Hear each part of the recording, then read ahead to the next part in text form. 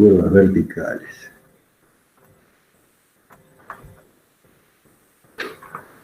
Va, estamos al final.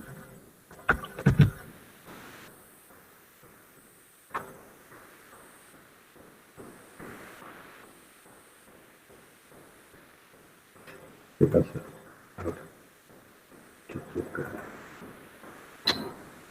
¿Qué es esto?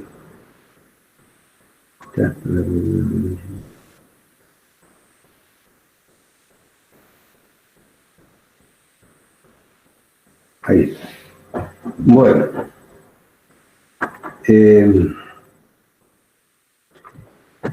Cuando tenemos un perfil longitudinal, hacemos un corte por el eje de proyecto y eso es lo que representamos.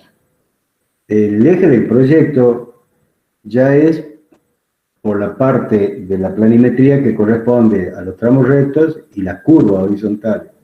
Es como si desdobláramos todo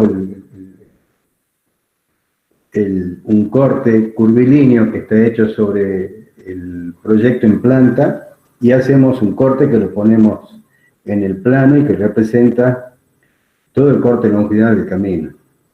Lógicamente se lo hace en tramos para poder representarlo en una escala adecuada. Generalmente se hace en tramos de 1 kilómetro. Entonces, lo que se visualiza en la parte gráfica es lo que tenemos acá. Lo que tiene esta línea, a ver, creo que tenía para cambiar, estaba viendo, a ver si con esto es mejor. Bueno, lo que vemos acá como línea de trazo llena y recta es la parte de la rasante que va en pendiente recta. Y en el enlace, cuando cambiamos de inclinación, se hace mediante una curva vertical, que es la que está acá en rojo. Y igualmente se hace en el tramo este, que sería la curva esta en rojo. Y luego sigue el tramo en pendiente recto. La línea, esta curvilínea que tenemos acá, esta, representaría el perfil cortando el terreno natural. Ese es el terreno el cual, por nuestro proyecto, vamos a pasar a que tenga en el eje esta forma que queda aquí en tramos rectos y curvas verticales.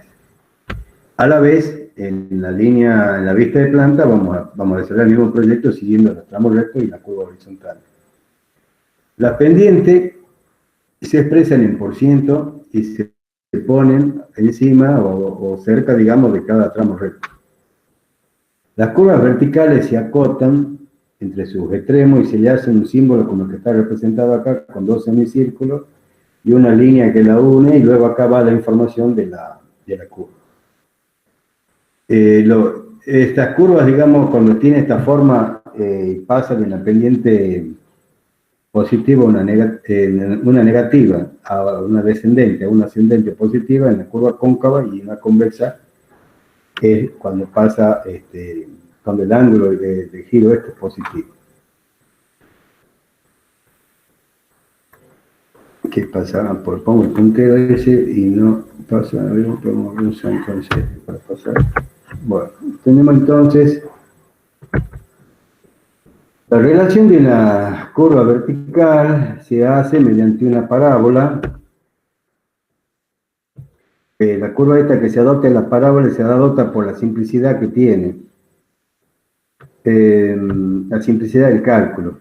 Estas curvas se definen con el grado de curvatura en el vértice, que es acá, que es el parámetro P. Como decíamos recién, las curvas convexas tienen esta forma, digamos, concavidad, cubriendo desde arriba hacia abajo, y la cóncava, bueno, es la parte invertida.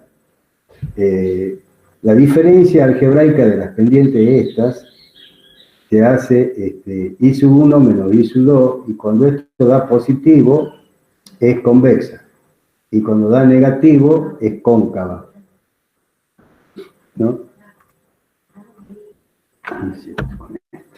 Bueno, la parábola cuadrática, tenemos la ecuación del parámetro de la curva, esta relación de x al cuadrado sobre 2y es igual al parámetro.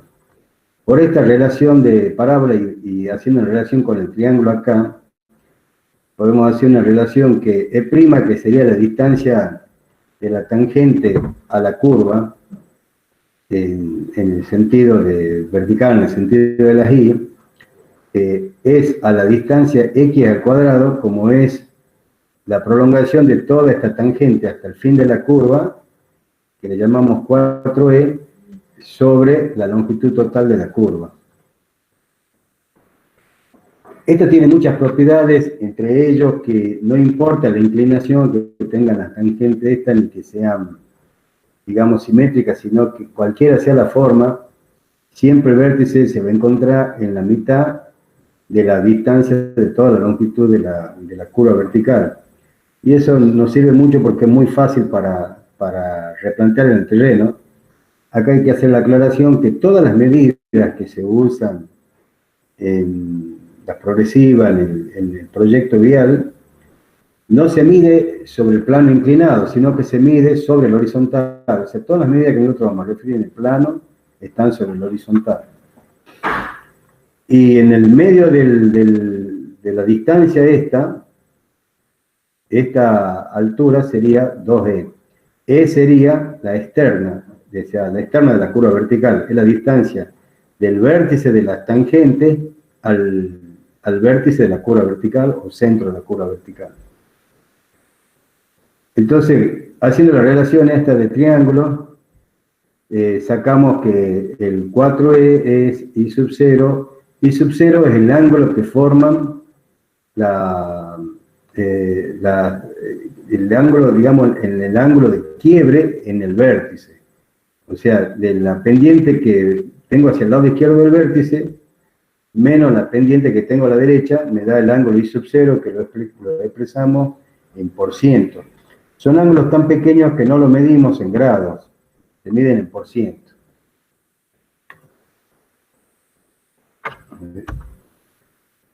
Bueno, de la ecuación de la parábola,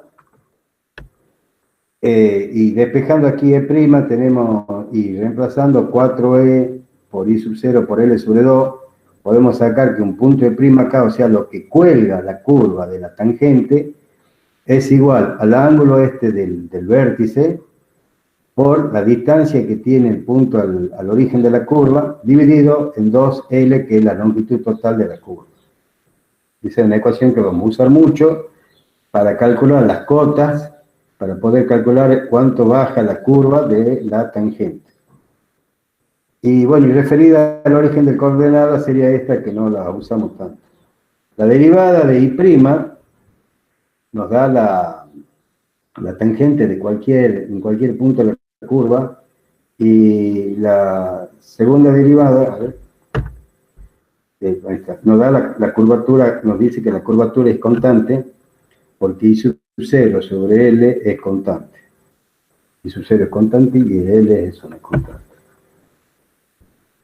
Bueno, el I sub 0, que era el ángulo este que hablábamos recién, mide la diferencia entre I sub 1 menos I sub 2. I sub 1 es el ángulo a la izquierda y I sub 2 el que sigue. Y en forma sucesiva, I sub 2 menos I sub 3, I sub 3 menos I sub 4 y así sucesivamente. La pendiente media, que es la que está aquí en la línea de trazo, es la semisuma de los dos ángulos, digamos, es la pendiente media que tendría la parábola, que es igual a la pendiente que nos daría unir los puntos extremos de la curva parabólica, la curva cuadrática que tenemos acá. Entonces, para averiguar la longitud de la curva, nos queda que es igual a parámetro por I sub 0. El P es el parámetro es el radio de la parábola cuadrática acá en el vértice. Cabe aclarar que se usan las parábolas cuadráticas porque tiene esta facilidad en cuanto al cálculo, y por otro lado, como el ángulo es muy pequeño, es prácticamente con muy poca diferencia sobre lo que sería poner una curva circular.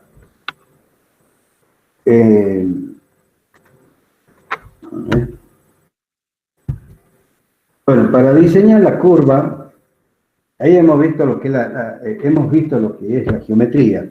Ahora, para ver los conceptos que hacen a los fenómenos físicos y la seguridad, la comodidad, la apariencia y el drenaje que tiene que tener la curva, es con que lo vamos a diseñar. Vamos a tener en cuenta estos 4 criterios.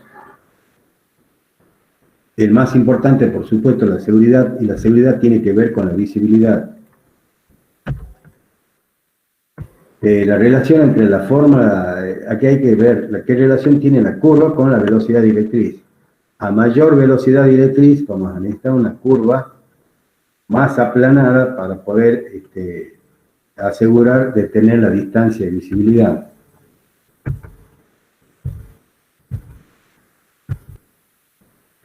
Pues ya vamos a ver en detalle cada una de las condiciones. Acá vamos a hacer una referencia general. Cuando hablamos de la seguridad, hablamos de la visibilidad, y la visibilidad la va a dar el ojo del conductor rasante sobre la curva, mirando un objeto hacia el otro lado digamos, de la tangente de esa curva de 20 centímetros.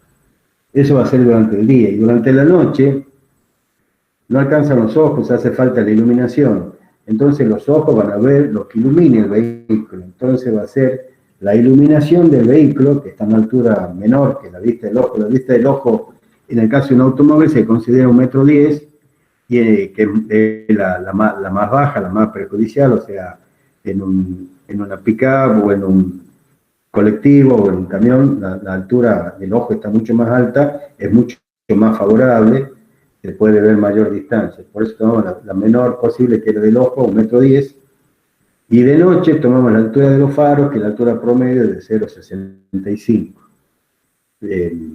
metros, digamos, desde el piso, ¿no? Entonces la iluminación de los faros al objeto es lo que nos va a dar la distancia. La comodidad es similar a lo de la curva horizontal, o sea, aquí en este caso tenemos no una aceleración centrífuga, sino una aceleración de la gravedad, que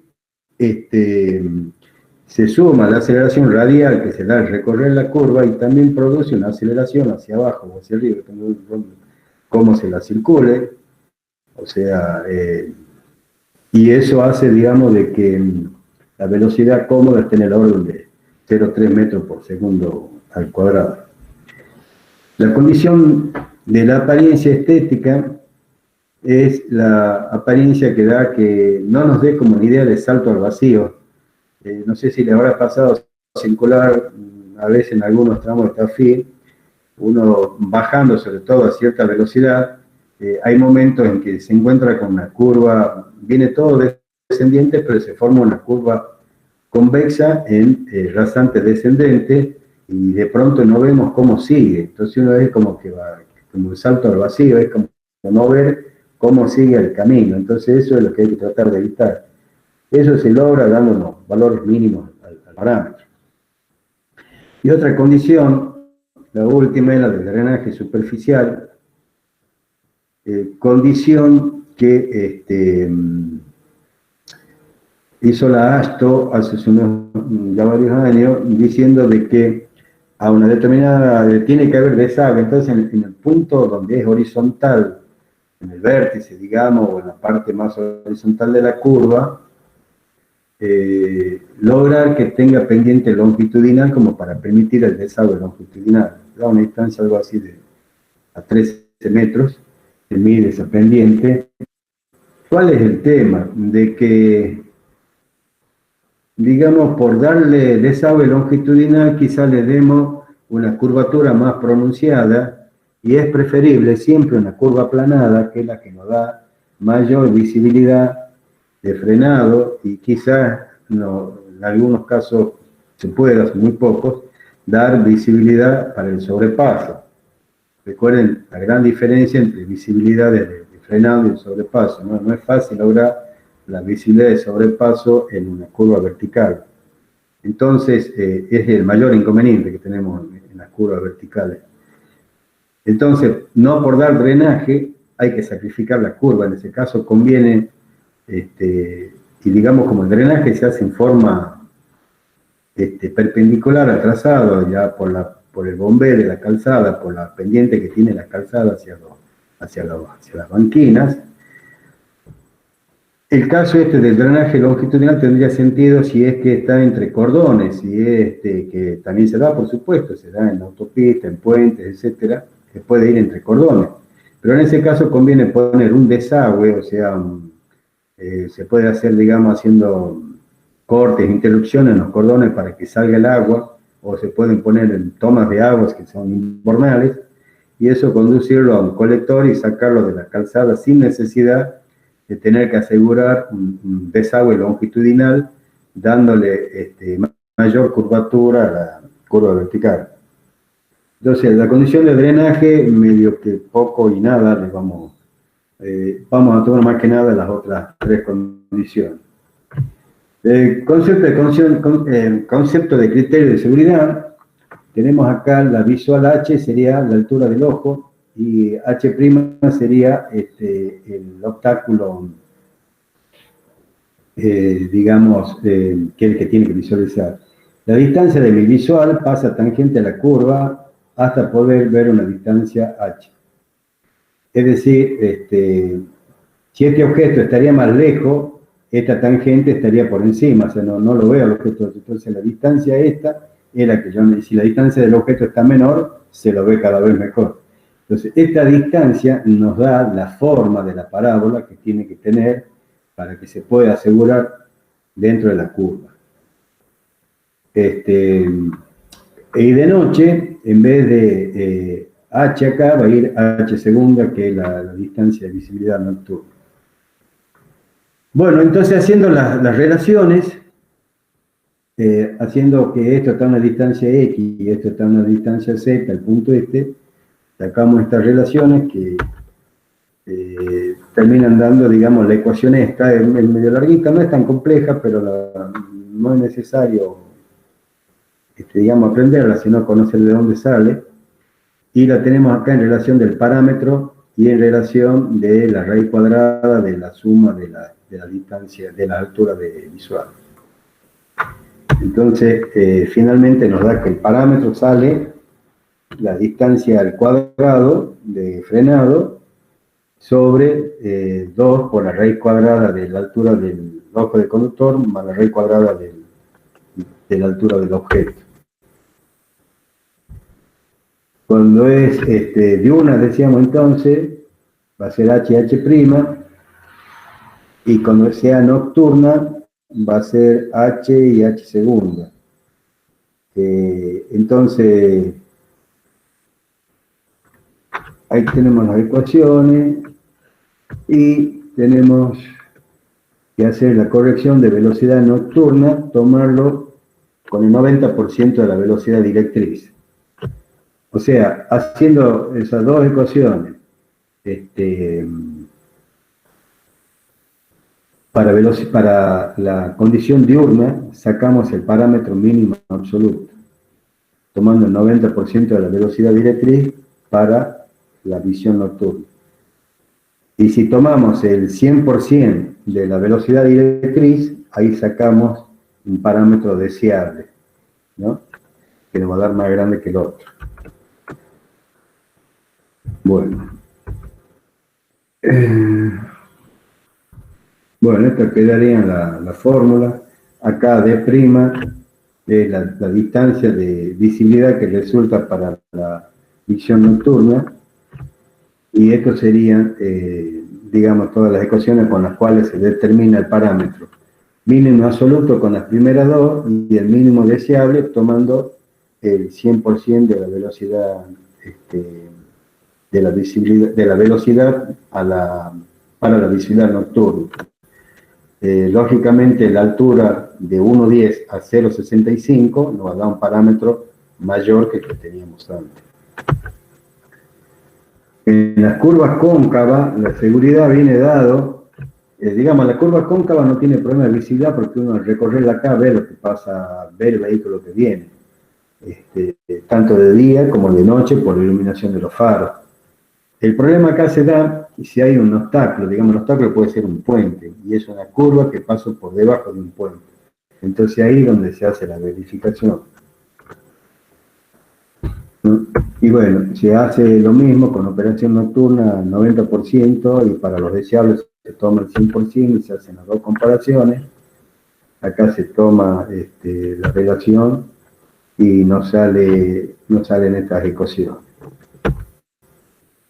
Con el criterio de comodidad, es lo que decíamos que teníamos que ver de que la aceleración que se le suma a la gravedad, al circular la curva vertical, hay una aceleración hacia abajo que nos da hacia abajo o hacia arriba, depende si es cóncavo o convexa, que nos da el circular en forma radial, digamos, que en este caso es radial en el plano vertical. Entonces esa aceleración que nos da la comodidad es de 0,30 metros por segundo cuadrado. Reemplazando eso y convirtiendo la velocidad a kilómetro por hora, nos queda que el parámetro mínimo es 0,25 v en velocidad al cuadrado en kilómetros por hora. O sea, aquí reemplazando el valor de la velocidad y elevando al cuadrado por 0,25 nos da el parámetro mínimo. Esto, al igual que con las curvas horizontales, se van comparando todos los parámetros y el mínimo absoluto va a ser el menor de todo y el mínimo deseable va a ser con la comparación del mínimo deseable de seguridad versus estos parámetros. Si alguno da mayor, se usa, si no, se usa el mínimo deseable con seguridad. La apariencia estética es eso para que el borde uno lo pueda ver y no dé esa sensación de que no veo cómo sigue la curva, no sé si luego de la curva el camino sigue en recta, hay una curva a la derecha, una curva a la izquierda, o sea, esa sensación de tener que ver qué es lo que pasa, nos da que el parámetro mínimo tiene que ser de 400. Sale de esta relación empírica y esto dividido en el ángulo I sub 0 nos da un parámetro mínimo de 400. El drenaje, lo que decíamos es el agua que se puede acumular cuando estamos entre cordones y la H, esto lo que decía, consideraba que una distancia de 15 metros 20 del punto de partida de pendiente 0 tiene que tener una pendiente de 0,35%, que es la pendiente mínima que damos en hormigón para cualquier desagüe. Entonces, lo que se hace es obviarla, o bueno, se la toma en cuenta, pero en realidad preferimos una curva más grande, con parámetros más grandes, que nos dé una curva más suave, que sea más segura, más cómoda, de mejor apariencia, y el drenaje, si no se puede hacer, y se hará con invernales o con huecos o barbacanas en los cordones para eliminar el agua de lluvia. Bueno, todos estos valores de parámetro están volcados en unas tablas que yo ya les mandé, son las tablas de curvas verticales, son 6 tablas. 3 para curva convexa y 3 para curvas cóncavas. En cada caso de cada curva tenemos que están hechos una tabla para mínimo absoluto, otra tabla para mínimo deseable y otra tabla para que la curva permita la visibilidad de sobrepaso. O sea, las dos primeras son que aseguran visibilidad solo de frenado y la diferencia está en que la absoluta era tomando a la noche solo un 90% de la velocidad directriz y la deseable tomaba toda la velocidad directriz a la noche. Y en el caso de la de sobrepaso, tenemos que cambiar la distancia de 1, que es de frenado, por la distancia de 2, que es la distancia de sobrepaso. Entonces, acá, ¿cómo se usan las tablas? Acá observamos que hay una serie de valores y con un par de flechitas. Por ejemplo, para 40 km por hora tenemos 2 columnas, y esta columna termina en una flecha y esta arranca en una flecha. Esto quiere decir que si yo tengo un valor de I sub 0, son los que están en la columna, supongamos que tenga 2,40, acá tengo para 40 km por hora, ¿no? Tengo 2,24 y 2,52%. 2,40 estarían en el medio de los dos. Entonces me dice, como esta está a la izquierda, me tengo que llevar de esta flecha. Voy a la izquierda. Y el valor es 1111 o 1250.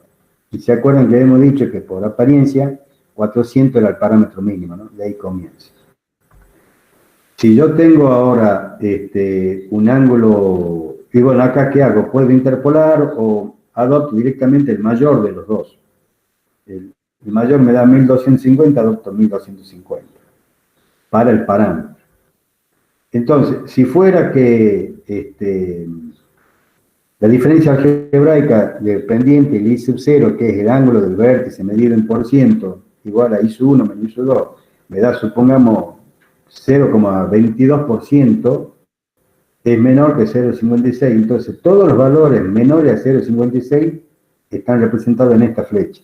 Hay un valor único de parámetro para todos los valores menores que 0,56, que es 5.714. De igual modo, si tengo un valor mayor que 5,6% en el ángulo, todos los valores los voy a encontrar a la derecha. A la derecha hay otra forma de calcular los valores, que ya la vamos a ver en un ejemplo.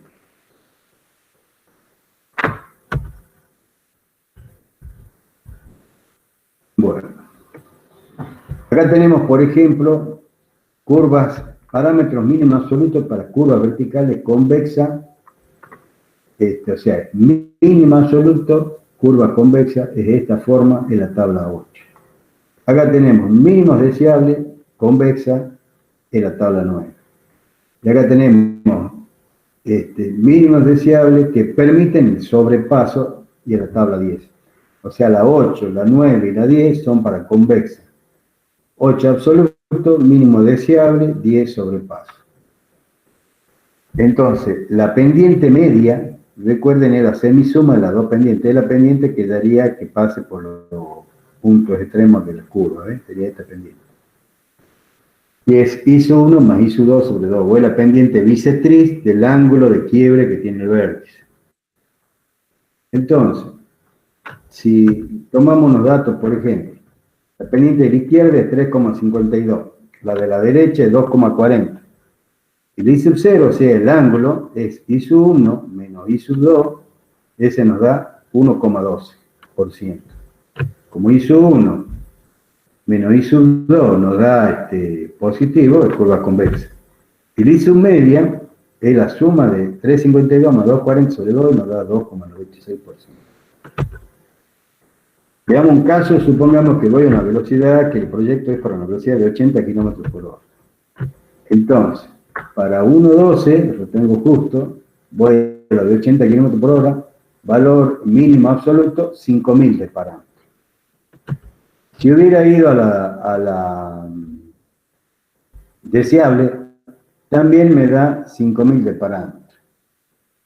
Y ustedes dirán, ¿por qué? Y bueno, porque hay muy poca, es un ángulo, el quiebre, digamos, del alineamiento entre la izquierda y la derecha, entre ambas pendientes, es bajo, por eso les da un valor similar o igual.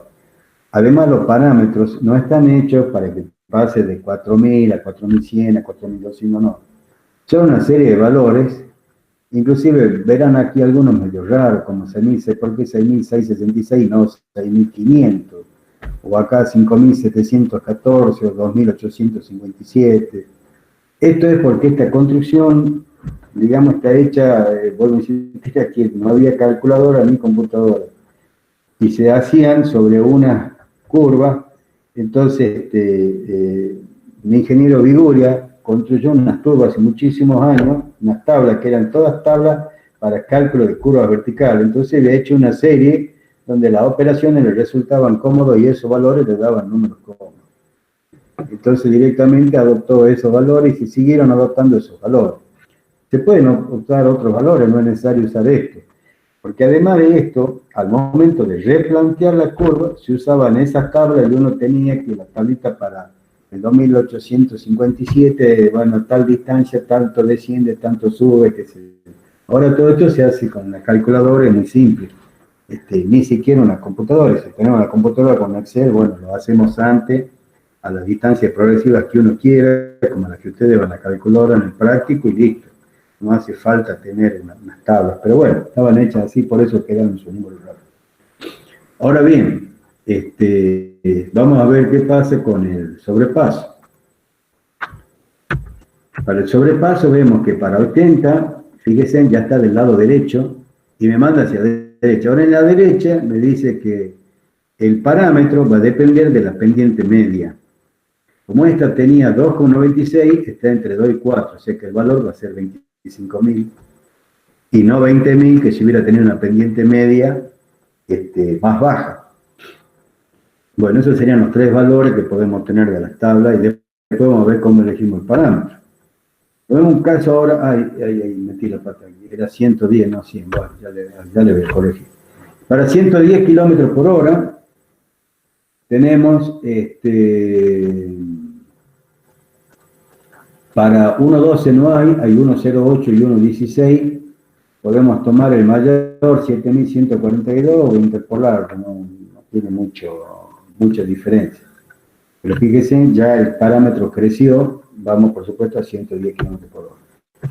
En el caso de la deseable, ya nos manda a la derecha, porque está en el lado derecho, y nos dice entre 10.000 y 12.500. Ya no es igual que en el caso anterior yendo a 80 km por hora. Ahora aquí nos está mandando a la derecha con valor mucho más alto. Esto también pasa porque en las curvas me olvidé decirle que hay dos casos que están contemplados en toda la fórmula. Y un caso es que toda la distancia de frenado caiga dentro de la curva. Y otro caso es que la distancia de frenado caiga parte en curva y parte en el tramo recto de la pendiente. Entonces por eso sale a veces que se pasa a un lado o se pasa al otro. Pero nosotros vamos a usar las tablas, así que no vamos a andar con... Bueno, y en el caso ya superamos el valor máximo y estamos en 60.000. ¿No? O sea, fíjese, arrancamos con 5.000 acá y acá estamos en 60.000. Eso multiplica, aquí tenemos, ¿ves? Toda la tanda de parámetros elegidos, con sobrepaso. Y estas serían las longitudes. La longitud, debería haber puesto aquí la formulita para que la recuerden, es simplemente el parámetro por el I sub 0. P por I sub 0 me da la longitud de la curva. O sea que acá, I sub 0, que es 2,4%, o 0,024, por 5.000 me da 56, por 7.140, en realidad, acá también lo que hacemos es tomar valores redondeados, ¿no? Redondeamos generalmente de 10 en 10. O sea, acá en vez de 56 se tomaría 60, con acá está 80, 140. Acá puede ser 680 o 700, igual que acá puede ser 280 o 300. Siempre que le demos más, estamos del lado de la seguridad. Y los 56, 60. Pero para hacer una idea, la curva vertical acá puede tener un desarrollo en 60 metros o en 670 metros. A 80 kilómetros por hora vamos a tener una velocidad directriz y la curva tiene 280 metros de largo. En cambio, si vamos a 110, vamos a necesitar 400 metros más para tener velocidad de sobrepaso. Imagine usted una ruta, una diferencia de 80 a 110. Con esta ruta no dice velocidad máxima y normalmente a veces se la transita a 110, 120, 130, como se torna peligrosa la visual de sobrepaso en las curvas. Bueno, y ahora la representación gráfica. La representación gráfica, digamos, viendo en detalle, lo que necesitamos se hace así como les decíamos. Se traza un eje en el vértice acá, ¿ves? Ahí se indica la progresiva y la cota del vértice acá. Sobre el eje se pone progresiva y cota el vértice, que es este punto. No es el punto del proyecto, es un punto auxiliar para determinar el vértice. Se ponen las banderitas, que son estas, que significan ejes de trazado siempre en el proyecto.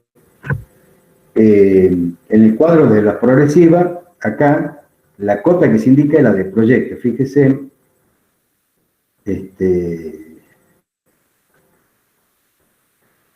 bueno, acá una cosa que se suele hacer en los proyectos es en las primeras cotas se ponen unidades, todas las unidades de la medida, y luego como se van repitiendo, esto también viene en la costumbre por ahorro de escritura, se le saca el 1000, por ejemplo, y se deja 192 y así.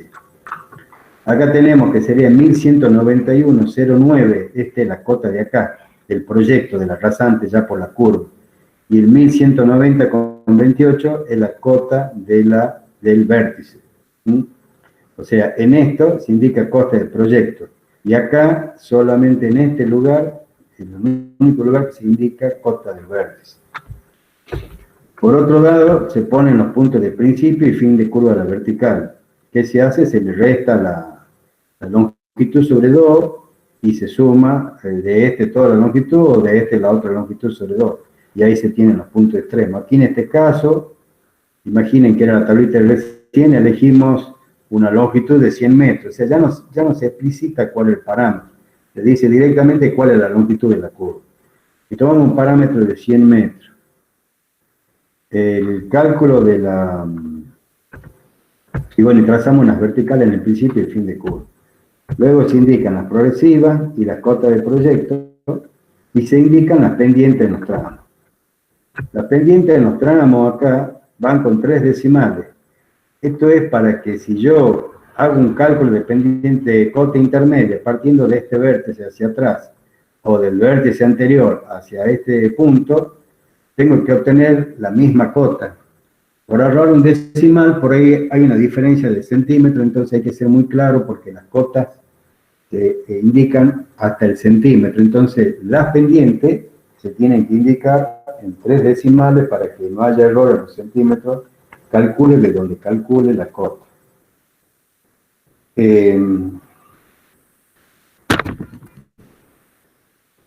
Esta se hace aquí en horizontal, que si el dibujo lo permite, lo dibujamos abajo, o si no, lo dibujamos arriba, y estos son los datos de los parámetros de la curva. Acá se vuelve a indicar el vértice para que quede claro que es 2873. Se indica el I sub 0, que es I sub 1 menos I sub 2. Se indica la longitud de la curva elegida, y se indica la externa. La externa es la diferencia entre la cota del vértice y la rasante o la cota de proyecto. Son 81 centímetros que hay de diferencia acá. Bueno, esto en el cuadrito en la línea de arriba se indica entonces la progresiva del vértice, el I sub 0, la longitud y la externa. Ahora, ¿cómo se calculan un punto cualquiera? De nuevo, si yo tengo una progresiva que me cae dentro de la curva, yo mido desde el principio de la curva la distancia que hay al punto este. Es decir, resto la progresiva del punto menos la progresiva del principio de curva y tengo X. Y las formulitas, ahí están. El I sub 0 es el ángulo acá en por ciento, I sub 1 menos I sub 2, se lo pone en por ciento, se multiplica por esta distancia X al cuadrado, y se divide en 200L, que viene de la formulita que vimos antes, nada más que aquí está el 200 en vez de 2, por el tema de ponerlo a esto en por ciento y no poner, por ejemplo, si la pendiente es 2,512, ponemos 2,512 directamente en por ciento, ¿no? Ponemos 2,512 y no 0,0252. Ponemos así, 2,512, dividimos 200 en L, multiplicamos por X al cuadrado y nos da lo que cuelga. Antes hay que calcular cuál es la cota acá. Bueno, ahí terminamos esto. No sé si tienen preguntas para hacer sobre esto. Con el práctico un poco vamos a ablandar los conocimientos. Lo de las curvas es algo que ya está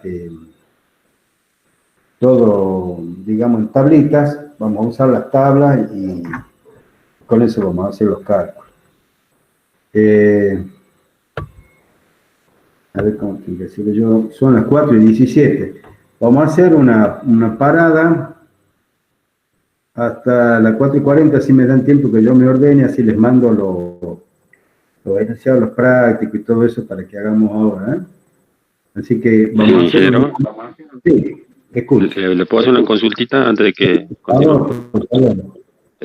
¿Puede volver a la diapositiva anterior donde explica la cuota del vértice? Es ¿Esta? decir, sí, no entendí Sí. la diferencia. ¿Por qué abajo dice 191 en lo que dice cuota de proyecto Ah, sí. No, y lo es que una dice vieja arriba usanza. Es una vieja Claro, usanza que hoy ya le explico. En el cuadro de cota van muchas más informaciones, se va diferencia entre cota de proyecto y cota de terreno, a veces van cotas o se indica sectores con alambrado, se indican progresivas de obras de arte, a veces se ponen 5, 6, 7 franjas de información.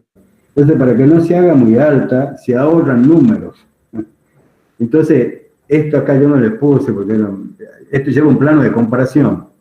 Entonces uno ya sabe que esto está a 1190. Entonces esta no es 191, sino es 1191. Es como se sobreentiende en la jerga del proyecto vial. Y generalmente se indica a veces en la primera de la lámina, ¿no? Se indica 1000. Si llegase a superar, digamos, el valor de 1000, la cota, digamos que tengamos, qué sé yo, entre 1800 y 2100, bueno, sí, ahí ya indicamos 1000 y después 2000 y algo lo que siga. Pero como va a estar siempre en el rango de 2000, se ahorran de poner un numerito, se ahorra un espacio y se puede hacer más comprometido. Esto ya últimamente con todos los software y todo, ya automáticamente pone la medida que tiene que poner. Ya prácticamente no se hace a mano. Temas que antes esto se hacía a mano y era un ahorro de escritura. Y ahí viene una cosita. Pero van a encontrar planos así, en realidad. bien, bien, gracias, ahora entiendo. Bueno, de nada. Bueno, no sé si hay otra preguntita más. Hacemos este intervalo, de todas maneras podemos preguntar después, vamos a hacer un repaso de nuevo con el práctico y ahí ya vemos todo, ¿eh? ¿Estamos de acuerdo? Bueno, volvemos a la de 40, 16:40. Bien. Ok, ingeniero. Bien, gracias. Gracias.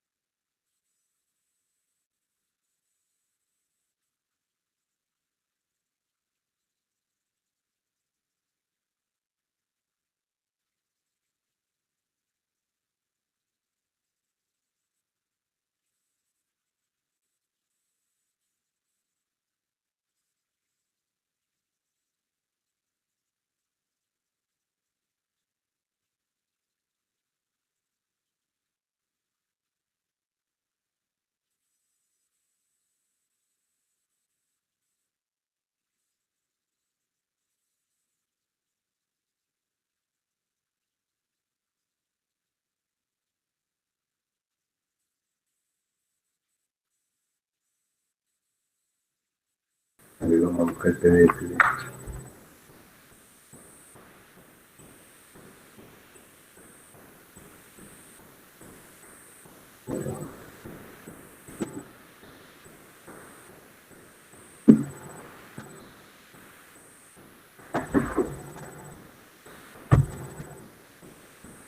A ver, espero que no se haya borrado lo que estamos sacando.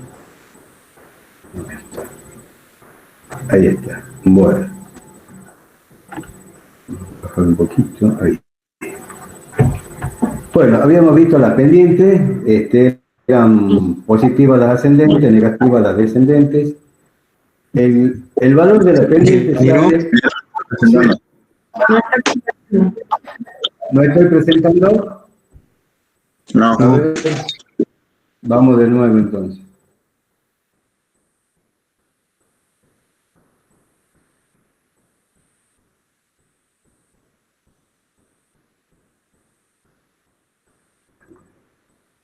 ¿Ahora? ¿Hola? Se está cargando. Ah, bien, bien, bien. Sí, creo que sí. Avísenme cuando ya tengan... Ahí está. Ahí estamos. ¿Sí? Sí, ahora se ve. Bueno, les decía que cuando teníamos las pendientes, teníamos ascendente positiva, descendente negativa, eso es importante, tiene que poner ese signo, y el valor salía diferencia de cotas sobre diferencia de progresivas. Bueno, esto era, no está hecho para sacar un punto intermedio, bueno, no lo hemos visto. Después las pendientes, bueno, aquí teníamos, también para que, un poco, porque me dio un enredo todo lo que se habla de pendiente, traté de rearmarlo un poco mejor, porque yo mismo no me gustó mucho la presentación. Es la misma, pero tiene pequeñas variantes como para que, si las ven en algún momento, les quede más claro. O sea, acá hay que dividir entre primero lo que es una pendiente máxima, que es lo que el vehículo necesita de tracción para poder treparla, para poder subirla. Entonces es un valor máximo en función del esfuerzo motor sobre su peso, que es la relación peso-potencia. Eso, inclusive nosotros habíamos visto, bueno, que los automóviles no tenían problema en pendientes menores del 3, menores del 5, y los camiones recién empezaban a tener dificultades serias a partir de los 5%, estamos hablando, y además, si había formación de hielo en la calzada, etcétera, se caía mucho el valor. Entonces, para sacar el valor que podía trepar el camión, usábamos el peso adherente por la fricción, y eso tenía que ser un equivalente con el coeficiente de rodadura, que es la resistencia a rodar que tiene el camión, más el valor de la inclinación, que es la pendiente, digamos, por los pesos completos del vehículo repartido en peso del camión, más el peso del remolque, más 3/4 partes. Bueno, de ahí sacamos esta ecuación que nos da la relación de la fricción y poníamos el valor del coeficiente de rodadura del camión, que era 0,015, y sacamos la pendiente máxima. De nuevo, esa pendiente máxima nos salía, si no había hielo, 10% para camiones y 18% para autos. Y si había hielo, 2% para camiones y 5% para camiones. Pero es un valor máximo que se expresa en las tablas también de la norma de diseño geométrico. Después habíamos hablado de una pendiente mínima, que es lo mismo que hablábamos recién en las curvas verticales, que si hay dificultades en el descubrimiento longitudinal, aquí podemos ver unos calados que tienen, que a veces pueden ser de los moldes o pueden ser colectores y puede tener alguna cañería central para recoger el agua, ¿no? Que se lo podía resolver así. Ahora, si queremos asegurar una pendiente mínima, el concepto era poder escurrir el agua, y eso era 0,3% a un 0,5%. 3 por mil a 5 por mil. Luego hablamos de una pendiente de equilibrio. ¿Qué significaba la pendiente de equilibrio? Que les debe haber pasado alguna vez circulando en bajada y que si su velocidad aumenta es porque esa pendiente es mayor que la de equilibrio. Si se van frenando sin, digamos, sin accionar motor, digamos, el motor prendido pero sin pisar el freno, y se va frenando, quiere decir que esa pendiente es menor que la de equilibrio. Ahora, si ustedes no tocan el acelerador y el vehículo sigue manteniendo la velocidad con que venía por esa pendiente, quiere decir que esa pendiente es la de equilibrio, ¿no? Entonces, esa pendiente era para asegurar que no tomen demasiada velocidad los vehículos luego de circular y que después no los puedan dominar. Entonces, es importante cuando son largas. En algunos casos, eso creo que no lo nombró, se hacen lechos de frenado, que son camas de arena. Si el vehículo sale y se tira una cama de arena, es una calzada de arena, digamos, donde el vehículo se frena con arena, ¿no? Yo no he visto acá en Argentina, no sé si hay, la verdad, pero en otros países sí. Bueno, estos eran los valores de la pendiente de equilibrio que tenían que ver, perdón, con la resistencia del vehículo, digamos, con el aire, que es lo que influye, porque ya es, el aire ayuda a frenar el vehículo, más la resistencia de la rodadura, más el tipo de superficie que tiene el vehículo, un coeficiente de forma que hace a la resistencia del aire. Y luego, bueno, se toma en cuenta el peso del vehículo también. En función de eso, teníamos esta tabla que nos daba los valores de la pendiente de equilibrio, para autos, camiones y para distintas velocidades.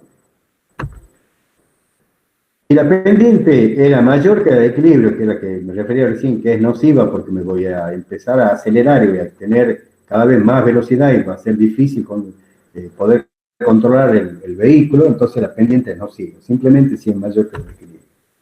Bueno, este era un gráfico para mostrar también que si yo tengo que aplicar frenos y demás, o al subir, digamos, una pendiente, de acuerdo al peso del vehículo, cómo era el combustible, para ver qué tan costosa es la operación, qué tanto se aumenta el costo por tener pendientes de valores altos, y sobre todo para los vehículos más pesados, que pasamos de un consumo de 0,2 litros a 4,5 litros del vehículo. Bueno, este es un camión pequeño, digamos pequeñito, ¿no? De 0,5 toneladas a un camión con acoplado cargado al máximo, no sé, ni 60 toneladas. Luego habíamos visto que hay unas performances o perfiles de cómo es una curva de comportamiento de la aceleración o desaceleración que tiene un vehículo al enfrentar una pendiente. Si está por tomar una pendiente ascendente, hablamos de rampa. Generalmente cuando se habla de rampa es ascenso, y el vehículo, digamos, arranca de una velocidad que es la curva roja y gradualmente va, a medida que va transitando, va perdiendo velocidad, hasta que llega a una velocidad estable. Estamos hablando que el vehículo está trepando la subida, la rampa, entra con una velocidad inicial y va perdiendo velocidad hasta que esa velocidad se puede hacer muy baja, depende de qué tan larga es, qué valor tiene la pendiente, la relación peso-potencia-motor, etcétera, etcétera, y hasta que se estabilice en una velocidad X. Entonces hay una pérdida y ya se mantiene a medida que sigue circulando. Del mismo modo, al descender, no es que pierde velocidad, sino que la gana, si la pendiente era mayor que la de equilibrio. Entonces, va ganando velocidad, hasta que esa velocidad, combinado, digamos, con la fuerza que se oponen al desplazamiento, que nos desplaza del aire, que mencionamos recién, hacen que también tenga un valor constante de velocidad, más o menos constante. Entonces hablamos de que hay una zona de velocidad variable y una zona de velocidad constante. Esta zona de velocidad variable define una longitud, que luego si a esa longitud nosotros la poníamos, digamos, con una pérdida de velocidad razonable, podíamos hablar de una longitud máxima. Entonces, viendo en detalle cómo es esa pérdida de velocidad, pues, supongamos un camión que ingresa a la rampa, pongamos que ingresa cercano a 90 km por hora, y aquí tenemos cómo cae la velocidad si va al 3%, y cómo cae la velocidad si va al 4, si va al 5, si va al 6, etc. Por ejemplo, dice, recorrer 600 metros con pendiente del 3, la velocidad cae a 50, que no sea de 90, bajó 40 km por hora. Si la rampa es del 6 por 6 caerá a 30 kilómetros por hora, cae más todavía, o sea, cae 60 kilómetros por hora. Bueno, esa es un poco la idea de entender los gráficos estos de performance que nos muestran cómo es la variación de la velocidad a la medida, en este caso es cuando cae porque estamos subiendo, la velocidad baja. Bueno, aquí estaría combinado para distintas pendientes ascendentes, son cuando entré en una pendiente descendente, son los rojos. Y cuando entro en una pendiente ascendente o una rampa son los azules. Bueno, son curvas de aceleración y desaceleración. Y de ahí viene el concepto de longitud crítica. ¿Por qué? Porque viendo lo que yo pierdo, digo, ¿hasta qué punto es tolerable perder velocidad? Y bueno, se establece que una pérdida razonable era 25 kilómetros por hora. Es una medida que sugirió, recomendó Astor y la tomaron casi todas las realidades como para que se tome la longitud máxima de la pendiente cuando ya esa velocidad cae cae 25 kilómetros por hora de la velocidad con que ingresa. Entonces, para ver, por ejemplo, cómo sacamos esa longitud que se le llama crítica, bueno, acá les he agregado un ejemplo, que ahora lo vamos a ver porque lo mostré el otro día, pero vamos a hacer un ejemplo mejor. Entonces, tenemos un camino.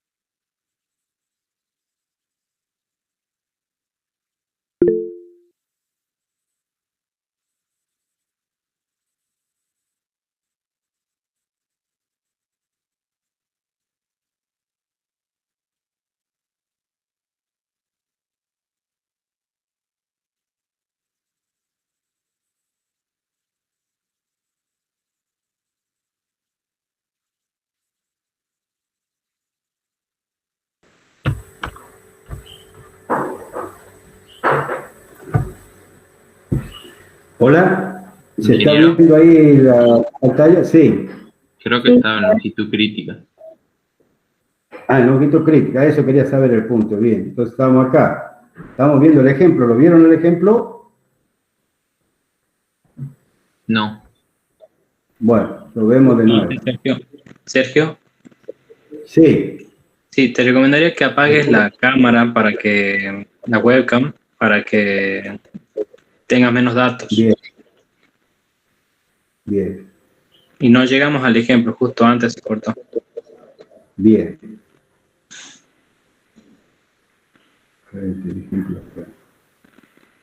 Bueno, lo que les decía era, ¿se ve bien? ¿Se escucha bien ahí? Sí, justo quedaste cuando estaba explicando de los 25 kilómetros por hora, que es la pérdida aceptable del Ashton. Ahí hemos quedado. Bien, bueno. Esa parte no vimos. Sí, estábamos acá. Te decíamos que ese era el valor que recomienda Astor general. Luego hay unas pequeñas y grandes modificaciones, pero en principio toma esa pérdida de velocidad y de las curvas de performance que vimos antes se construyen curvas que son en función de la pérdida de velocidad, que son estas, y donde tenemos las pendientes y las longitudes de esas pendientes para esa pérdida de velocidad.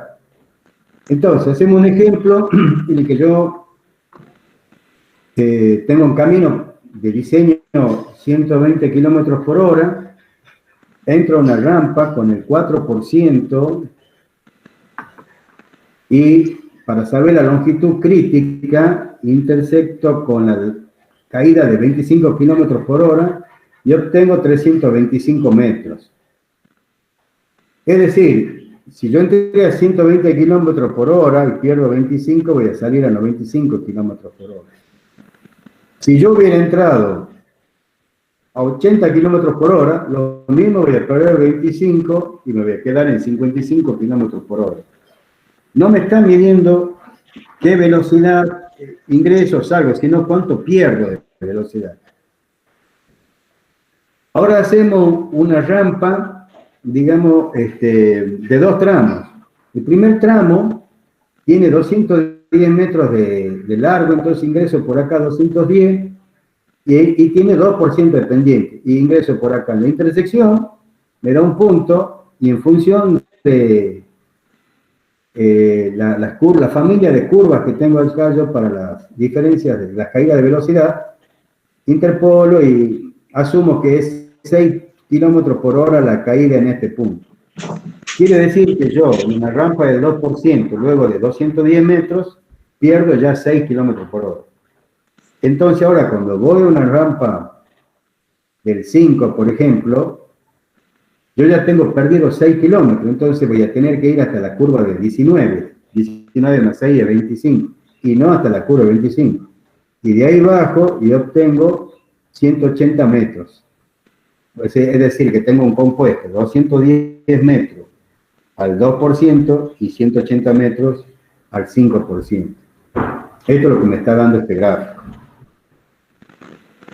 Ahora, si yo tengo longitudes mayores, y le he dicho el otro día que le prometí que le iba a mostrar un dibujito, una foto, tengo que recalcular, digamos, o sea, tengo que modificar el proyecto, ya sea modificar los vértices, o puedo suavizar las pendientes, o puedo, si no hay posibilidades, hacer una trocha ascendente para camiones, que aquí la vemos, es una trocha que se pone a la derecha, entonces el vehículo lento, cuando llega a este sector, se va hacia la derecha, y el vehículo que viene con velocidad de diseño y no tiene inconveniente, pasa sin problemas por la izquierda y sin tener que cruzar de carril. Y los vehículos lentos van a ascender por la rampa adicional, la trocha adicional para ascenso del camión. La expresión esta de la curva, la pendiente I acá que se ve es la pendiente del proyecto, y el I0 es una pendiente teórica que sale en base a una serie de previsiones y estimaciones que se hacen, y el igual que HC. Y acá sacamos la longitud crítica. El I sub 0 que se adopta es 0,014.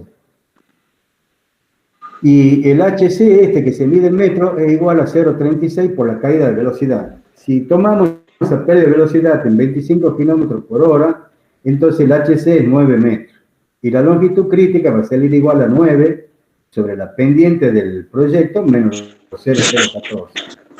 Reemplazando en esto, teníamos que para una pendiente de 5, la longitud crítica era 250, para 4, 346, y para 3%, 562.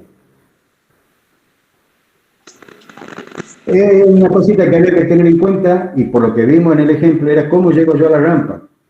Si yo llego, o sea, todo esto está asumido como que vengo en horizontal y trepo por la rampa. Lo más seguro es que no venga en horizontal. Entonces, si yo vengo con pendiente a favor, es decir, ya vengo con velocidad, porque vengo en una rampa de descenso, es probable que el conductor hábil acelera un poquito más para entrar con mayor velocidad.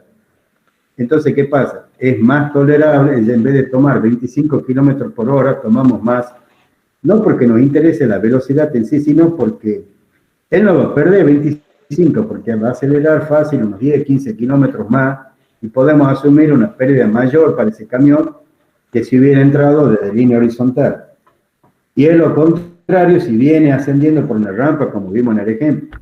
Si ya viene ascendiendo en rampa, pierde velocidad. Entonces podemos tomar que esa pérdida es de 10, o digamos que la caída que podríamos suponer para luego puede estar de 10, 15, 20 y no 25 kilómetros por hora. Ahora, la norma de diseño geométrico que se hicieron ya en el año 1967 con las estimaciones que hicieron para las constantes esta I0 y HM, y viendo de que no es fácil aplicar eso en caminos de montaña, y teniendo en cuenta que se pueden tolerar cierto atraso por camión y que eso va a ser función del porcentaje de camiones y del volumen total de tránsito. Es decir, si la ruta, digamos, tiene un buen nivel de servicio y va vacía de camiones y con muy poco tránsito, no hay problema en que por ahí un camión nos encontremos en la rampa. El tema es si está con mucho tránsito y con mucho porcentaje. Entonces puede tolerar una pérdida de carga mayor. Tan es así que toma un valor para el H que recién veíamos que nos daba 9 tomando los 25 kilómetros por hora. Y ahora, y la constante esta, la 0014, que aquí está tomada recién para un volumen de tránsito de casi 4.000 vehículos con 20% de camiones, puede tener 16,4 metros en vez de los 9 metros que habíamos visto recién. O sea, tiene un 70% más de valor, digamos, se agranda, se incrementa la longitud crítica hasta un 70% más con ese valor de 16,40 que es mayor que el otro. Esto es de nuevo, pensando en que la congestión del tránsito sea tolerable en la hora pico, ¿no? Entonces, bajo ese concepto, la fórmula queda como LC por M sub 0 igual a HM. Acá probando el valor, esto le da una pérdida de velocidad, puede ser hasta el orden de 45 o 50 kilómetros por hora, donde el concepto de pérdida de velocidad también se hace no sobre la velocidad directriz, sino sobre la velocidad media de marcha, y que se puede llegar a tomar como velocidad media de marcha hasta una velocidad del orden del 60% de la velocidad directriz para camiones, de modo que la pérdida termina finalmente en un valor que oscila entre 30 a 40 kilómetros por hora, de acuerdo a la velocidad que son con las construcciones de esta curva, y donde los camiones finalmente van a terminar a una velocidad de circulación del orden de 25 a 40 kilómetros por hora, como tolerable para un volumen de tránsito en función del volumen de tránsito. Cuando más alto, menos pérdida de velocidad. Cuando más bajo, admite mayor pérdida de velocidad. Este es un concepto bien importante porque es adecuar un poco el de los 25 kilómetros por hora a la realidad de poder hacer un trazado en montaña como el que vemos normalmente, ¿no? Y a eso le sumo una variación con la altitud. Ahora viene un descuento, porque toda esta consideración es teniendo un motor funcionando donde la combustión que se hace de la mezcla del aire con el oxígeno es normal, y eso se supone hasta una altura de unos 500 metros. A partir de ahí ya empieza a notarse la falta de oxígeno y empieza a caer el valor, digamos, de los 16 metros con 40. Aquí nos fijemos en los 500 metros, nos da los 16 con 40, este es el HM, y ese valor va bajando a medida que tenemos arriba en este mismo gráfico la altura sobre el nivel del mar. O sea que tenemos 1.000, 2.000, 3.000, 4.000 metros. Y estas familias de curvas inclinadas son los valores de las pendientes. Entonces acá si nosotros vemos, por ejemplo, si entramos a una altura de 500 metros, con el 8%, ¿no? Terminamos siendo equivalente a la altitud de 4.000 metros a una pendiente de un poco más del 5%. Es decir, el mismo esfuerzo tendría que hacer el vehículo para vencer una pendiente del 8 a 500 metros que para vencer una pendiente del 5% a 4.000 metros de altura. Esto nos va dando la idea de cómo se va a ir rebajando esa longitud crítica a medida que el vehículo esté a mayor altitud sobre el nivel del mar. Este es el que voy a estar acá. Sí, para atrás, perdón, que me está pasando. Ahí, el que sigue. Bueno, entonces en función de eso, la norma de diseño geométrico han hecho estos gráficos, estos ábacos, en los cuales está volcada toda la problemática. El volumen de tránsito que lo tenemos acá para rural a la derecha, para si es camino suburbano, urbano a la izquierda. Aquí está la familia de curva de los porcentajes de camiones. Aquí está la que vimos recién en relación de la altura y la altura sobre el nivel del mar, el valor de pendientes. Y acá en el medio tenemos los valores de longitud crítica. Teniendo un valor límite, acá esta curva en azul, que después, digamos, valores que nos den por debajo de estas curvas de azul, es decir, no influye la velocidad. Puede tener, no influye, no hay longitud crítica, o sea, puede tener cualquier longitud. Generalmente se admiten que la longitud en pendiente del resultado final, sea ascendente o descendente, no sea superior a los 3.000 a 4.000 metros, ¿no? Y hay dos gráficos, uno para la caminos de categoría 1, que son la autopista, y otro para los 2, 3 y 4. Este es el de los 2, 3 y 4.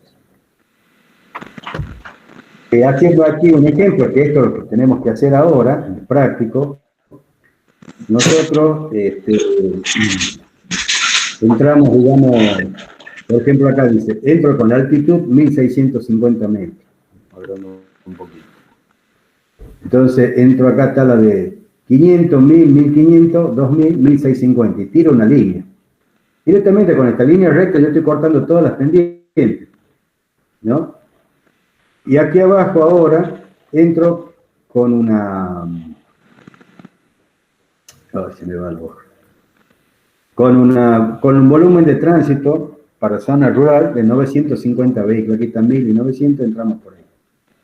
Intersecto en una pendiente en un porcentaje de camiones, proporción de 38%. Y aquí está 40, más o menos por ahí. Y de ahí tiro otra vertical. Entonces, yo para una pendiente determinada, entonces tiro, por ejemplo, esta serie de 4,5%, tiro en horizontal, como vertical esta, y creo que tiene el audio abierto, no sé si Agustín o alguien.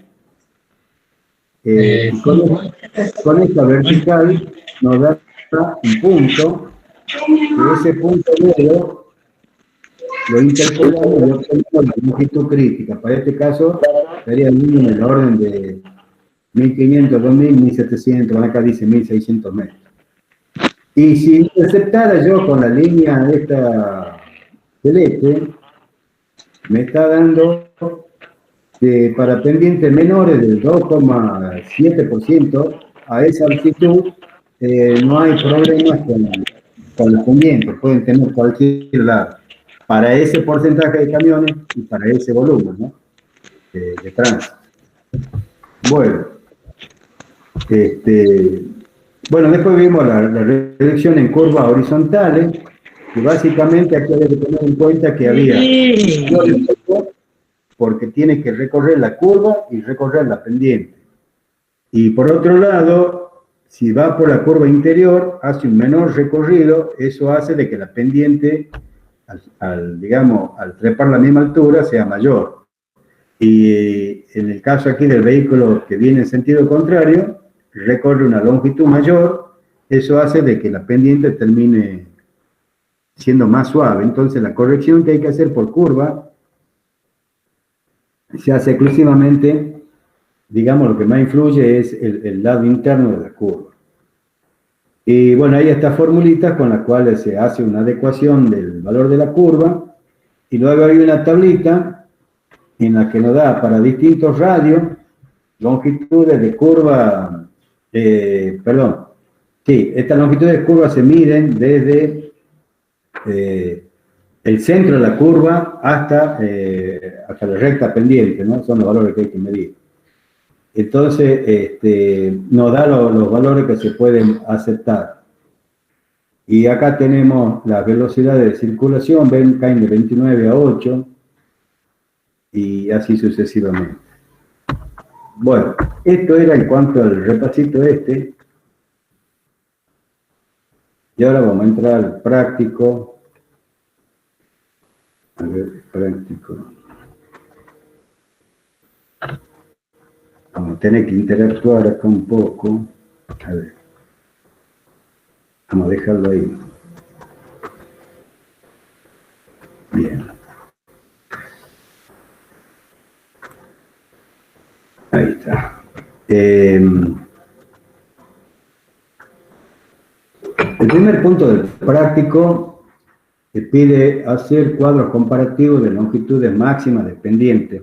O sea, es averiguar la longitud máxima de pendiente, lo que hicimos recién en el abaco, para la pendiente del 4, el 5, el 6 y el 7%. Queremos tener una idea de qué longitudes máximas vamos a tener de esas pendientes. Entonces, esto lo vamos a hacer para un camino en zona suburbana y para un camino en zona rural, suburbana, copia el título. Bueno. El rural sería el de arriba, ya les corrijo, es con un volumen de tránsito de 1.200, 2.200 y 3.300 vehículos por día.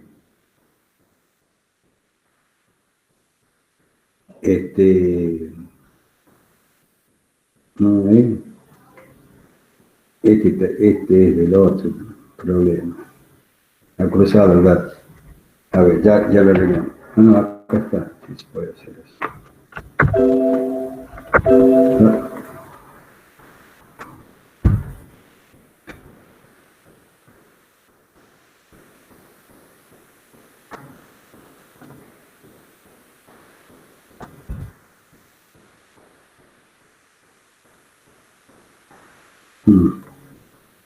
Acá tengo un pequeño pedacito de diapositiva. A ver. No le puse el enunciado del punto 2 y este era del punto 2, está en el punto 1.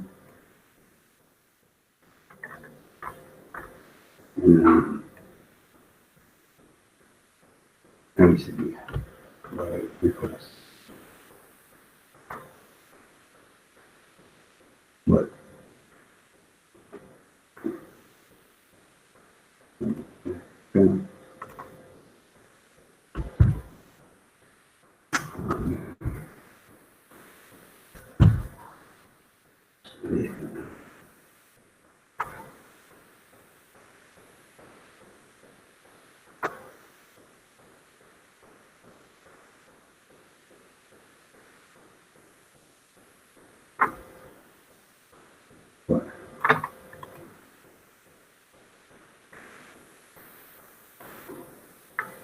Bueno, este sería el 2.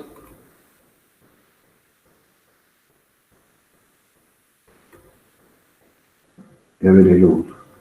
Volvemos acá. Ahí, bueno, podemos corregirlo, de paso ya que me va a salir mal el enunciado en esta zona rural. Así.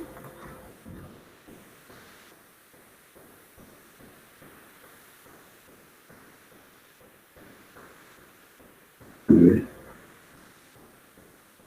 Teníamos el enunciado. Entonces,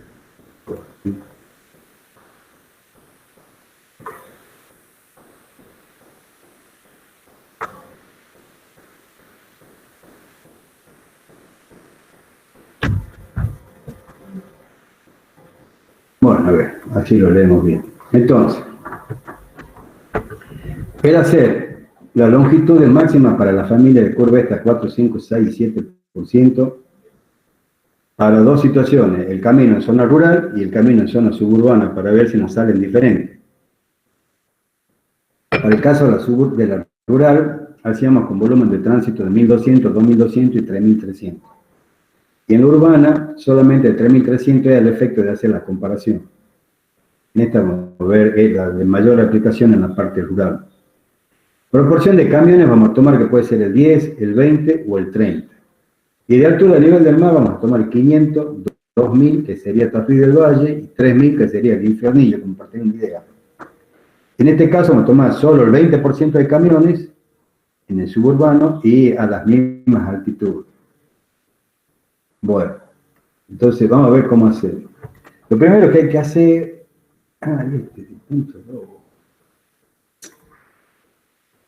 Está mezclada mezclado las diapositivas. La del paso doble. ¿Dónde había puesto el punto 2 acá? Ahí. Bueno, no sé. Ya, a ver este que es. Ahí es. Bueno, sigamos. Disculpen el desorden, se me mezclado las... Entonces, ¿qué es lo que tenemos que hacer? Es trabajar con este gráfico. Hay que trazar una vertical por la altura del nivel del mar. Es decir, en primer lugar, tomaremos una altura de... Uy, seguida. No es tan fácil manejarlo esto. Por acá. Bueno, tiramos una por 500, otra por 1000, creo que decía, o pasamos de 500 a 500 a 2000, no. Entonces tiramos una recta por los muy sensible. Por los 500, tiramos una recta así, otra por los 2000, estamos acá, y otra por los 3000, estamos ahí.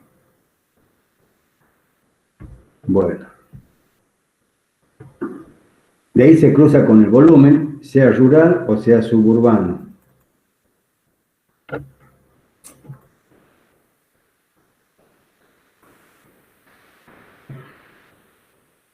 Aquí tenemos el tránsito medio diario anual rural. Y acá tenemos el urbano, suburbano. Fíjense en que aquí donde dice 1500 tienen una rayita corta, casi a la altura de la línea que une con el 1200, pero un poco lo que quiero decir no es lo mismo. O sea, si es rural o si es urbano. Entonces, en el caso de rural, empezamos a trazar a los 1200, tiramos una línea, a los 2200 era, y 3300 creo, ¿no? 2200 y otra a los 3300. Cada una de estas, o una de estas tomamos primero y la intersectamos con 10% de camiones, 20% y 30% de camiones. Y de ahí vamos a tirar verticales por 10, por 20, por 30, y la vamos a cruzar con las horizontales para el 3, el 4, el 5, el 6 y el 7. Y vamos a ver qué longitudes críticas nos da. En algunos casos nos va a dar fuera del gráfico, donde si está cortado, no lo hice, pero supongo que ya no es conveniente trazar con esas pendientes a esta, pasando esta línea, y si nos da por debajo de la familia de curvas, pues digamos de la línea esta en trazo celeste, es porque no importa la longitud, puede tener cualquier longitud. Lo que seguramente vamos a apreciar acá es de que, digamos, a menor porcentaje de camiones y a menor volumen de tránsito, vamos a tener longitudes mayores que cuando tenemos un tránsito más denso y con más proporción de camiones. Es un poco lo que se quiere ver para ver qué medidas usamos en cada circunstancia.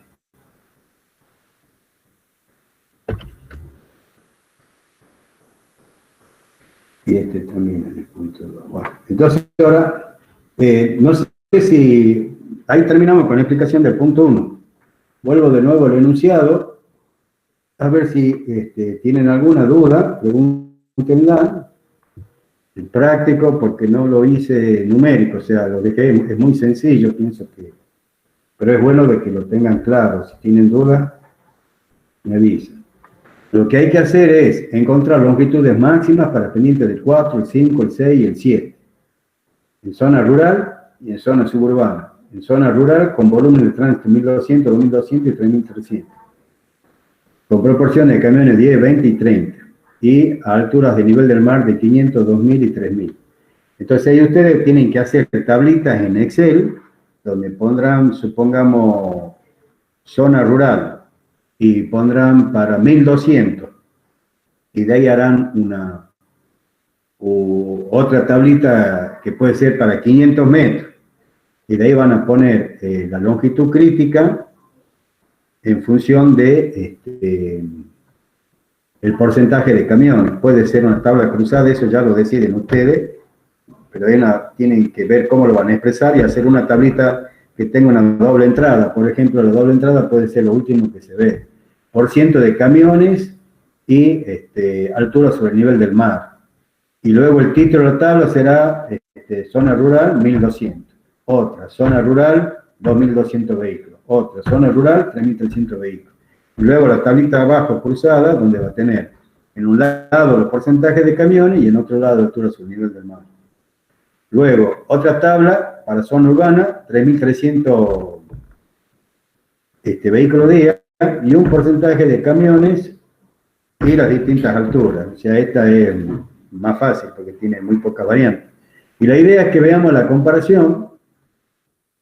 Podrían comparar esta y podrían ponerle al lado alguna de estas, las más desfavorables, como para ver cómo son los extremos de longitudes para esa misma pendiente con los distintos valores, sea de esta tabla o de esta, ¿no? Bueno, y los más desfavorables o los más favorables, o sea, eso ya lo eligen. Es un trabajo comparativo para que lo hagan ustedes, es un entrenamiento del uso de averiguar las longitudes máximas. ¿Está claro esto? ¿Podemos seguir? Ingeniero. Bueno, seguimos entonces. Usan ese agua. En el problema 2, que no le he puesto la rasante, acá vamos a poner rasante. Hay una rasante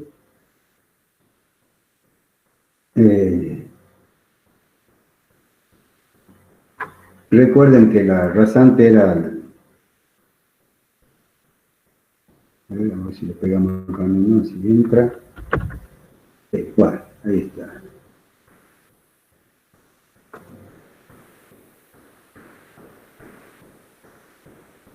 Bueno, hay una rasante que está definida por 7 vértices, o 8, digamos, con el 0, el primer vértice, y cada uno tiene estas progresivas.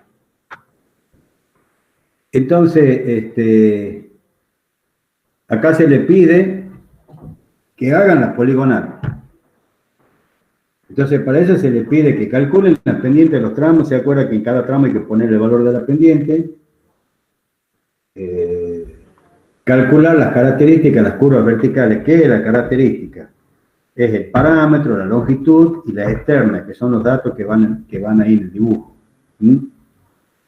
Determinar los puntos característicos. Los puntos característicos son el principio de curva, el centro de curva y el fin de curva. ¿Qué es lo que tiene que determinar? Cota y progresiva. En el caso del centro es la cota del rasante y la progresiva del centro, que es la misma que la del vértice. Después tiene que analizar si se puede permitir el sobrepaso. O sea que cuando ustedes ahora calculen la curva, van a probar con los 3 parámetros: el absoluto, el deseable y el de sobrepaso.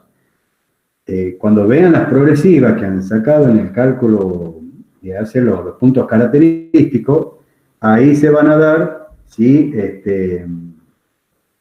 digamos, esa curva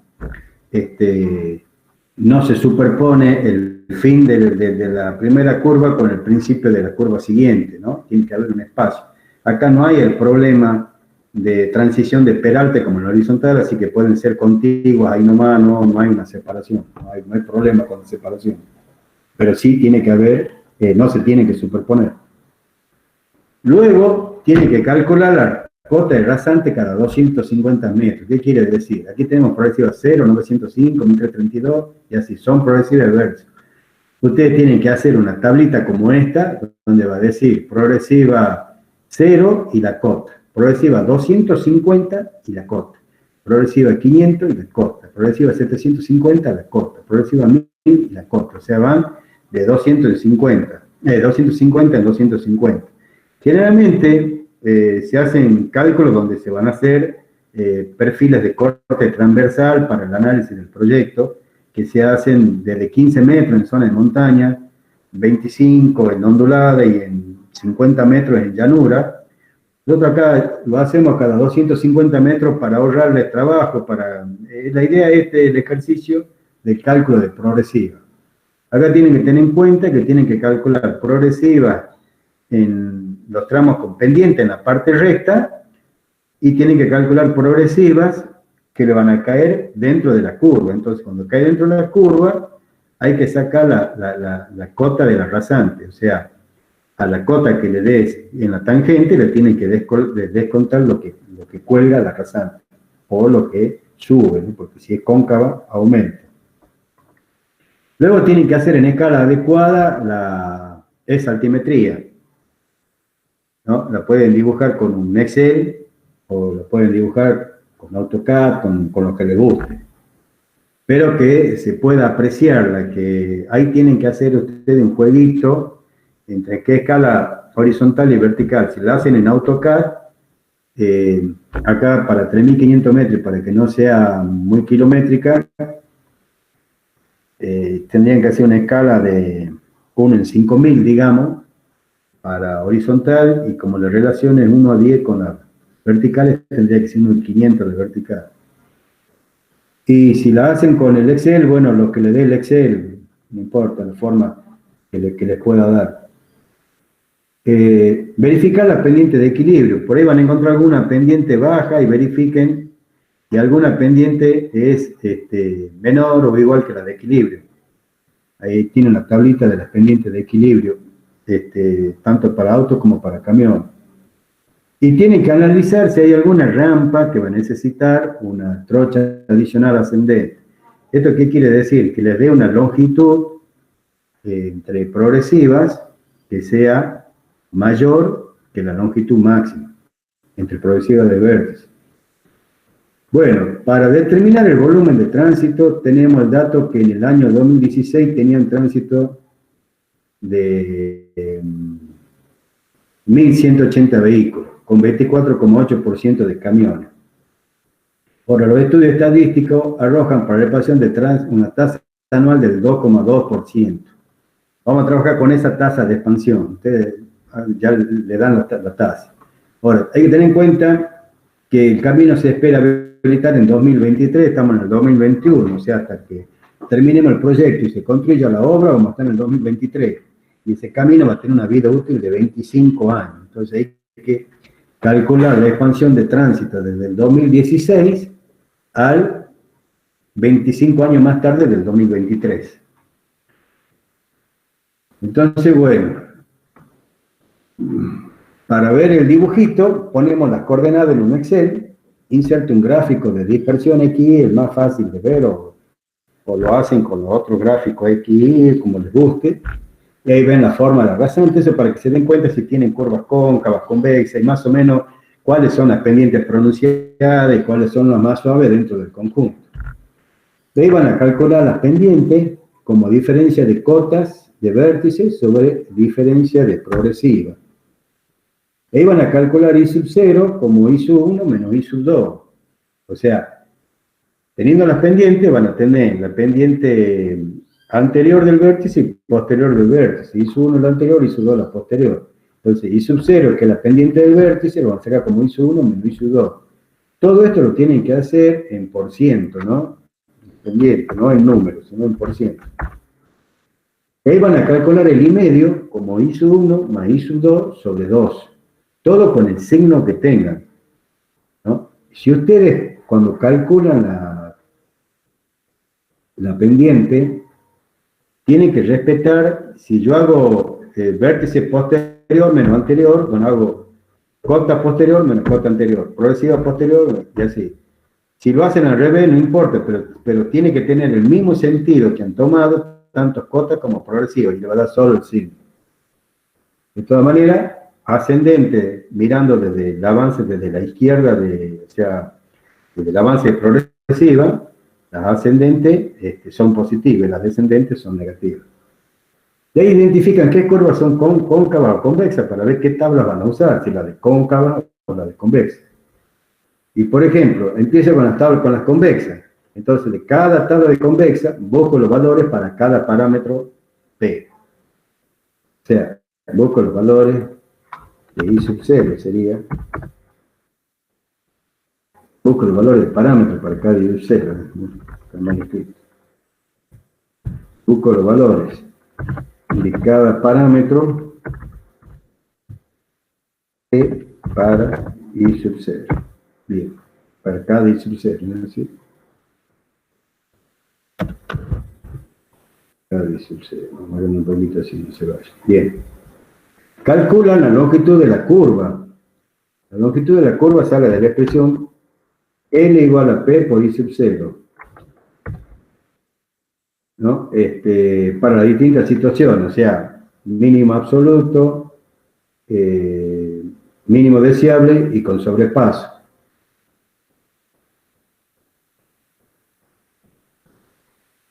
No, ponerle ese mejor. Mínimo absoluto, deseable y sobrepaso. Bueno. Una vez obtenida la L, la redondean en metros. O sea, como decía recién, si le da 56 metros, tomen 60. Y elijo los parámetros. Cuando más grande, mejor. O sea, ahí tengo que hacer lo que dice después, verificar que la progresiva final de uno no se cruce con el principio de curva del otro, ¿no? Verifico en el ábaco de longitudes máximas, ese que vimos recién para el problema 1, si las longitudes del proyecto están bien para cada pendiente.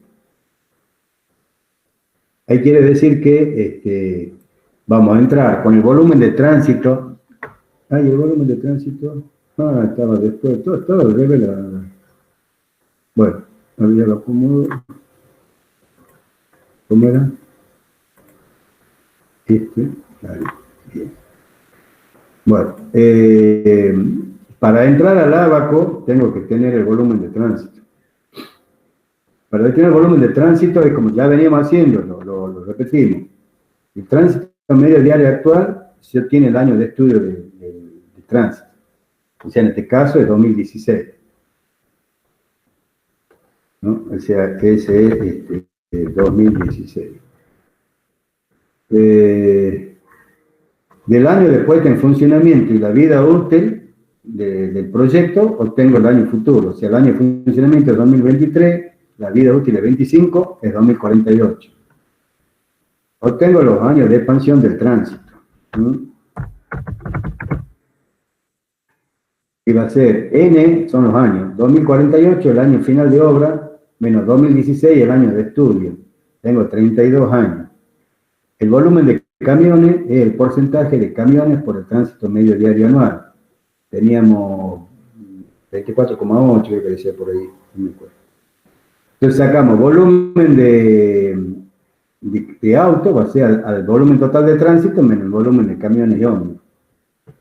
El porcentaje de camiones y ómnibus, por ahí ponemos camiones solo. Ahí sacamos un factor de expansión como 1 más n elevado a la 32. En este caso va a ser n 1 más la tasa. R es la tasa de expansión. En este caso es 2,2%. Y el tránsito futuro va a ser igual al factor de expansión por el tránsito medio diario actual, esto ya lo hemos visto. Entonces el tránsito de diseño es volumen de auto por el factor de expansión, más 3 veces el volumen de camiones ómnibus por el factor de expansión. Y ahí tenemos el tránsito de diseño. Y el porcentaje de camiones vamos a tomar el mismo. Entonces con ese valor busco la velocidad directriz, busco el volumen de diseño y el tipo de zona en la planilla 1. Averiguo categoría, velocidad directriz y pendiente máxima. De todas maneras, esta pendiente máxima que da la planilla 1 no es más que una referencia, ¿no? Es la que vamos a usar nosotros, es la que nos va a terminar dando el ábaco. O sea, vamos a verificar la que tenemos y vamos a ver con el ábaco si funcionan o no.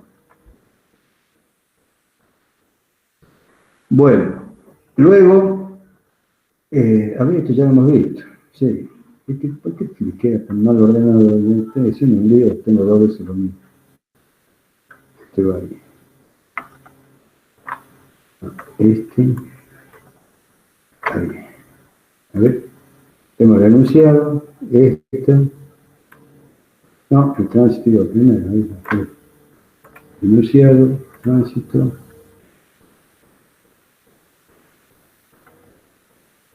Y bueno.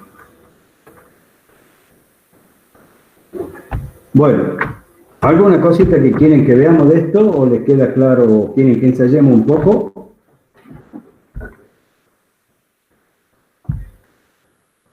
Este es el final. Esto es para el cálculo de progresiva. Bueno, la progresiva es fin de curva. El cálculo de la externa es E igual a I sub 0 por L. I sub 0 por L sobre 800. O sea, esta es la pendiente del vértice en por ciento, el L es la longitud de la curva, y lo dividimos en 800 y nos da la externa.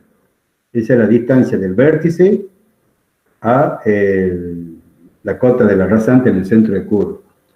Calculo la cota de la rasante en el centro de curva descontando a la cota del vértice la externa E, la que acabamos de calcular, ¿no? Calculo las progresivas por las pendientes ahora, y de ahí saco las cotas de... Hay que sacar las cotas de principio de curva y fin de curva, ¿no? Y las progresivas y cotas, ¿no? Y calculo después las cotas de las progresivas, como he escrito, por la pendiente. Donde haya tramo recto y no haya curva, esa va a ser la cota final. Y donde haya curva, le tengo que descontar lo que cuelga en curva, y yo tengo la cota de proyecto. El descuento, este es igual a I sub 0 por X al cuadrado dividido en 200 por L, entre paréntesis.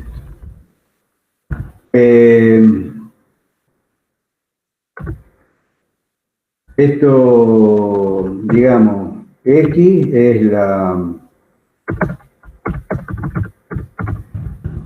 distancia al principio de curva.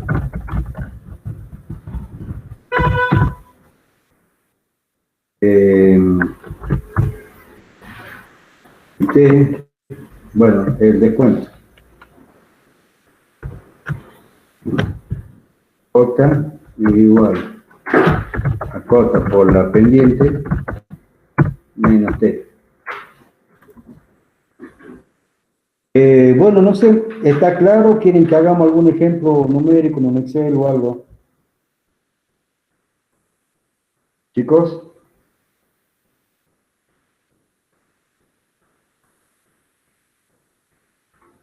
¿Hola? ¿Estoy desconectado? Ahora sí, ingeniero.